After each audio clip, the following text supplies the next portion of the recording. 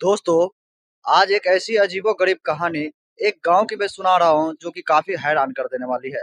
जैसा कि दोस्तों आप सभी लोग जानते हैं कि गाँव घर में जब भी किसी व्यक्ति की मौत होती है, तो उनकी मौत पर उनकी 13वीं के दिन मृत्यु भोज का आयोजन किया जाता है। लेकिन एक ऐसी कहानी है जिसे सुनकर आप भी सोचने पर मजबूर हो जाएँगे और आप कहेंगे कि इस तरह की भोज को जल्द से जल्द ही बंद कर देना चाहिए। अगर आपको दोस्तों हमारी ये वीडियो पसंद आए तो वीडियो को एक लाइक और चैनल को सब्सक्राइब जरूर कीजिएगा। तो चलिए इस गांव की छोटी सी कहानी को जब आप सुनेंगे तो आपके दिल को छू जाएगा।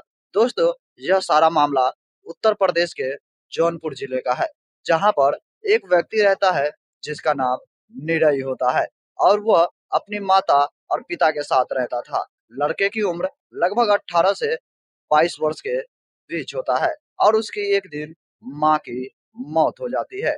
और जब वो अपनी माँ की अंतिम संस्कार करता है, तब गांव वाले उन्हें मृत्यु भोज करने को कहते हैं। लेकिन पिता बीमारी और गरीबी से लाचार होता है। लेकिन इसके बावजूद भी गांव वालों का ये दबाव होता है कि वो मृत्यु भोज करे। आखिरकार वो बेटा और पिता किसी तरीके से लोगों से ब्याज 10% के हिसाब से पैसे लेता है और अपने गांव में लगभग 400 लोगों का खाना बनाता है, टेंट लगवाता है और उन सभी तरीके से जो मृत्यु भोज होता है, उन भोजों को सभी लोगों को खिलाता है। और खिलाने के बाद आज उस 18 साल का जो 18 से 22 साल का निरय लड़का था, उसकी स्थिति ऐसी हो गई है कि वो ना तो चल सकता है और ना फिर सकता है। लेकिन जिन साहूकारों से उसने अपनी माँ के मृत्यु भोज के लिए जो पैसे ब्याज पर लिए थे, आज वो साहूकार भी उन्हें पैसे चुकाने के लिए लगातार दबाव डाल रहा है। लेकिन वो युवक जो 18 से 22 साल का था, उसकी स्थिति इतनी ज़्यादा खराब हो चुकी है कि आज वो पैसे लौटाने को भी जो है असहाय हो चुका है। इसके बावजूद भी वो किसी तरीके से उनके पैसे लौटाने के लिए गरीबी, लाचारी को झेलते हुए वो काम करने की कोशिश करता है। लेकिन यह हैरान कर देने वाली एक यही कहानी नहीं, आज के समय में हर गाँव, हर जिले की यही कहानी है। ऐसा ही एक सलेमपुरी की लक्ष्मणिया देवी की कहानी है।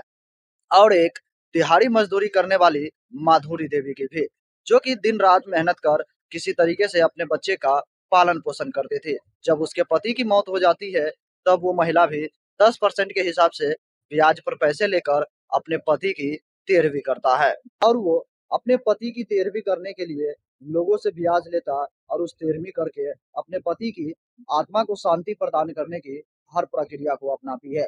लेकिन क्या वाकई में लोगों से पैसे उधार ब्याज पर लेकर क्या किसी को भोज खिलाना यह सही था? या गांव वाले को क्या इसे सही मानना चाहिए कि जो एक तो उसका पति चला गया, दूसरा उसकी भोज खाने की वजह से इतने ज्यादा कर्ज हो चुके हैं कि आज वो महिला रात दिन मेहनत करती है, इसके बावजूद भी वो सुख से नहीं रहती, शांति से नहीं रहती। और ऐसा सिर्फ एक मामला ही नहीं है, बल्कि पूरे राज्य और लगभग भारत के कई देशों की यही कहानी है कि वाकई में किसी की आत्मा की शांति के लिए हमें मृत्यु भोज खाना चाहिए या नहीं।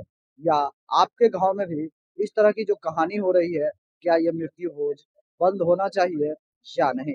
क्योंकि जो बहुत ही ज्यादा गरीब और लाचार होते हैं, जो दिन रात मजदूरी कर किसी तरीके से अपना परिवार और अपना परवरिश कर पा रहे हैं, उसे भोज करवाने के लिए, लोगों को खिलाने के लिए उन्हें लाखों रुपए कर्ज लेने पड़ जाते हैं और उसका जीवन उसी पैसे को कर्ज को चुकाने में ही निकल जाता है।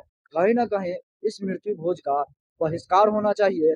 जैसे समस्तीपुर, सुपौल जिले में, बिहार में इन सभी मृत्यु भोजों का बहिष्कार हो रहा है, ऐसे ही पूरा भारत में इस मृत्यु भोज का बहिष्कार होना चाहिए।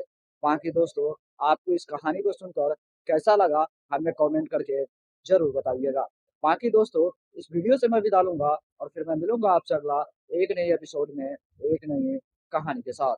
तब तक के लिए जय हिंद, जय भारत, सतर्क रहिए, सावधान रहिए।